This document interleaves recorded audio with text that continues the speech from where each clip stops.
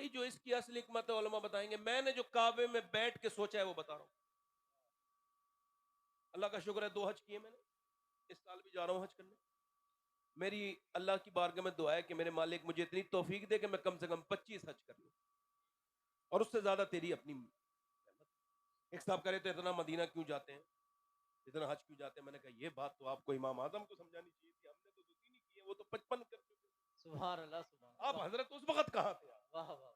ये बात तो इमाम हुसैन से भी आप कहते हैं। हाँ हाँ हाँ। वाह। भाई आप ज्यादा काबिल हैं तो हम कम, हम आपकी हम तो आपकी फाइट में आते ही नहीं है ना। भाई ये तो उस मदीने वाले से पूछो ना, वो बुलाते क्यों है इतना मेरे यहाँ। वाह वाह। सुभान अल्लाह, सुभान। तो उस करीम से पूछो ना, इतनी नजरे करम क्यों करते हैं मेरे वाह।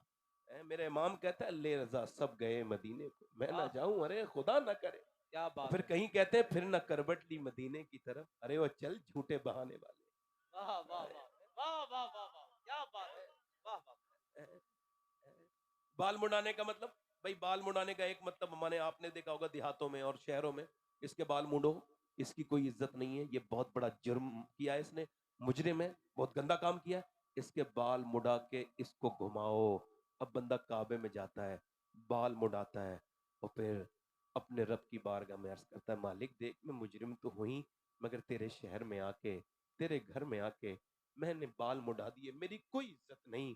तो बाल मुड़ाना ये करना सब मेरा काम था, और मुझको निगार को बख्शना ये तेरा काम है मेरे सुभान मालिक। अल्लाह, सुभान ये अल्लाह। इबादत जो है ना, ये आपको आजिज़ी सिखाएंगी, ये आपको इंसान बनाएंगी, वरना आप क्या बेवजह की चीजें कर रहे हैं। अब मेरी तरफ देखें, उस औरत ने एकदम एकदम नसीहत नहीं की, नसीहत के लिए भी अकल की जरूरत है। उसने सोचा कि इनको, तो उसने देखा कि चौधरी के लिए दूध लेके जाता है नौकर, उसने कहा तुम लेके नहीं जाओगे, मैं लेके जाऊंगी। रात को दूध लेके गई, बेहतरीन औटा के, उसमें बादाम शदाम लगा के, बोले, लीजिए चौधरी साहब दूध पीजिए। उसने कहा मेरी तो 2 बीबी हैं, वो भी लेके आती हैं दूध, वो कभी नहीं लेके आई, आप क्यों लेके आई? कहा मेरा ज्यादा हक बनता है आपकी खिदमत करने का, लीजिए ना मेरे सरताज, आप दूध पीजिए। इतनी मीठी बात की, दूध पी लिया उसने, कहा जरा अच्छा था, जायकेमंद भी पहले ज्यादा था, नौकर के बनाने में और बीबी के बनाने में फर्क है तो, और फिर देने में। अब उसने पाँव भी दबाने की इजाजत चाहिए, का क्यों? कि मैं अपने घर पे माँ बाप की खिदमत करती थी, अब आप मेरे सरताज हैं, जरा पाँव की दबाने की इजाजत दें।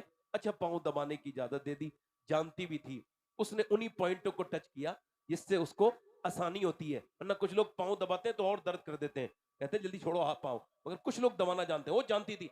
दबाते दबाते चौधरी को आने लगी नींद, और चौधरी को जब कराटे शुरू हुए तो कहने लगी चौधरी साहब आपको नींद आ रही है, और मैं भी जरा जा ही रही हूँ, मुझको भी नींद आ रही है, अगर बुरा ना मानो तो फजर की नमाज के लिए उठा दो। सुभान अल्लाह, सुभान। वाह वाह अब वाह। एक वाह तो वाह। चौधरी, दूसरा मर्द, क्या बात। दो दो घमंड की अलामत इसके अंदर। मर्द तो अक्सर घमंडी होते हैं, इसका एग्जाम्पल बताऊं, 100 किलोमीटर से सफर करके आएगा, घर में आके बीवी से कहेगा एक गिलास पानी लाओ, अरे भाई अब 4 कदम दूर पानी है, पी लेते हैं। कि नहीं नहीं मेरी दादागिरी जहां चलेगी चलाऊंगा जरूर, जहां चलती है चलाता। हुजूर ने फरमाया तुम में बेहतर वो है जो अपनी बीवी के लिए बेहतर सुभान अल्लाह, सुभान अल्लाह। वाह वाह। क्या है बात। ना। अब ये 5 आदमियों को आवाज देने की क्या जरूरत थी? अब उस औरत ने कहा, तो वो गुस्से में आ गया, समझा मेरी इंसल्ट हो, ए तू मुझे समझाएगी, भाग यहां से, डांट दिया उसको।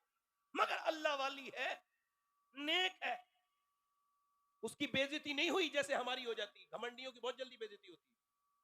देखो नहीं, मुझे फला ने सलाम नहीं किया, मेरी बेइज्जती कर दी, अरे तो तू कर लेता ना। क्या बात है। वाह वाह वाह वाह वाह वाह।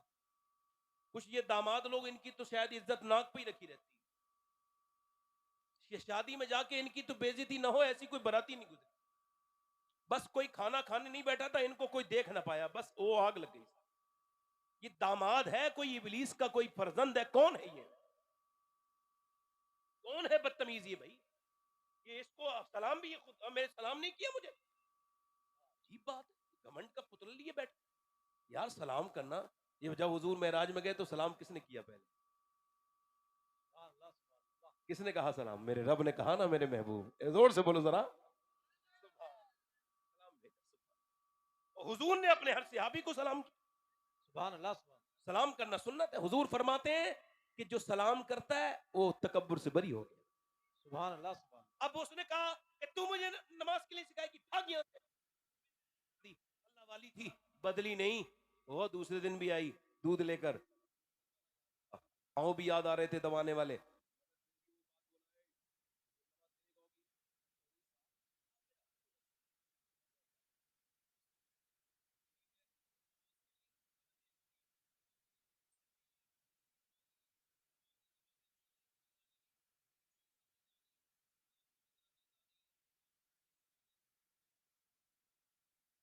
ना और गुस्सा ना हो जाना मेरे सरताज, अगर बुरा ना मांगने तो सुबह फजर में उठाऊं, आओ देखा ना ताओ।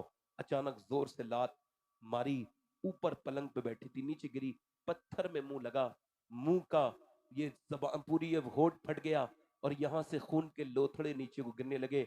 अल्लाह अकबर, अपने दुपट्टे से अपने मुंह के खून को पोंछ रही है मगर खून रुकता नहीं है। और फिर अपने सारे सामान जितना भी वो ये उसने कफ और ये प्लेट उठाई और एक भी लफ्ज नहीं बोला, बस मुंह पे अपना दुपट्टा रखा, नीचे को मुंह किया, आंखों से आंसू गिरे। मगर न जाने कितनी नेक माँ की बेटी थी वो, जिसने ऐसी अपनी बेटी की तरबियत की थी। और कहाँ गई वो ऐसी औरतें जो अपने आदमियों को बदलने के लिए इस हद तक सब्र के लिए तैयार थी। एक लफ्ज भी नहीं बोला, न जाने कैसे नेक और अजीम शान बाप की बेटी थी वो, चली गई, एक लफ्ज भी नहीं बोला मगर आती रही और जाती रही, गालियां भी खाती रही।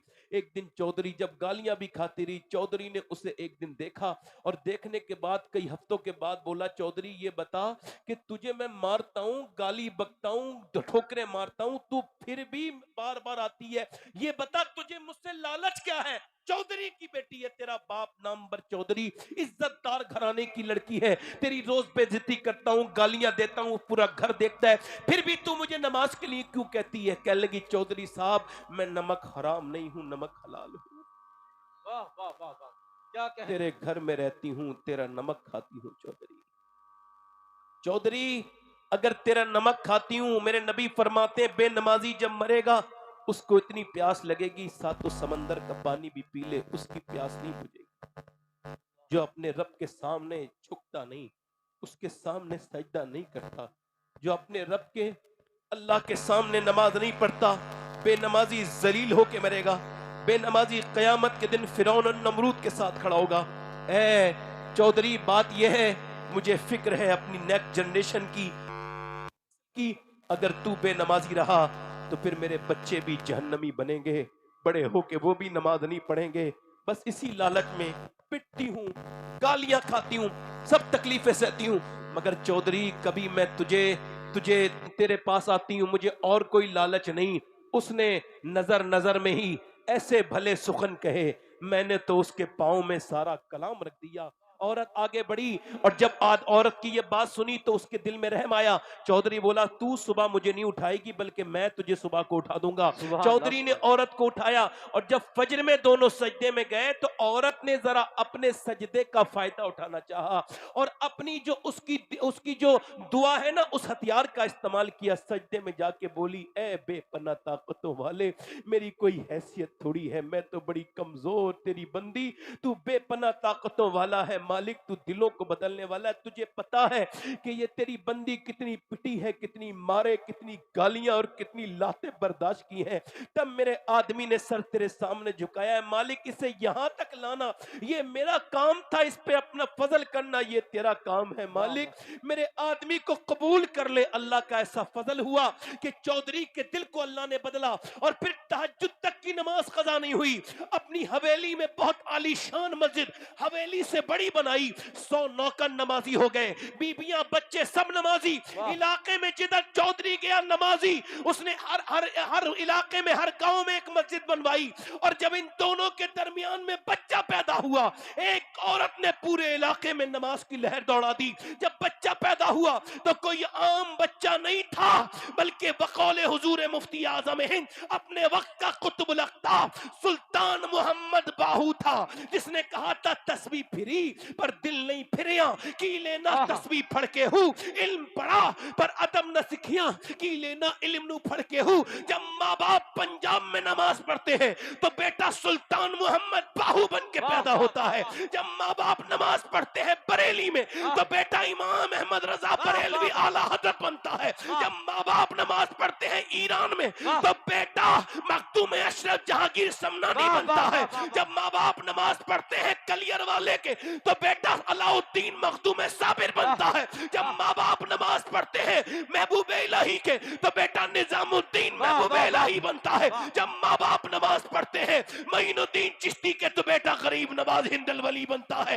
जब माँ बाप नमाज पढ़ते हैं कुतुबुद्दीन बख्तियार काकी के तो बेटा कुतुबुद्दीन बनता है। माँ बाप जब नमाज पढ़ते हैं अब्दुल कादिर जिलानी के तो बेटा गौसे आजम बनता है। जब माँ बाप नमाज पढ़ते हैं तो फिर बेटा कंबल पोश बनता है। जब माँ बाप नमाज पढ़ते हैं मदीने में तो फिर बेटा हुसैन करबला में सर रखता है और कहता है मेरी माँ आप जब रात को सजदा करती थी सुबह को सर उठा भी लेती थी। हुसैन जब सर सजदे में रखेगा तो रखेगा करबला में उठाएगा कयामत। नारे तकबीर, नारे रिसालत, अजमत इमाम हुसैन।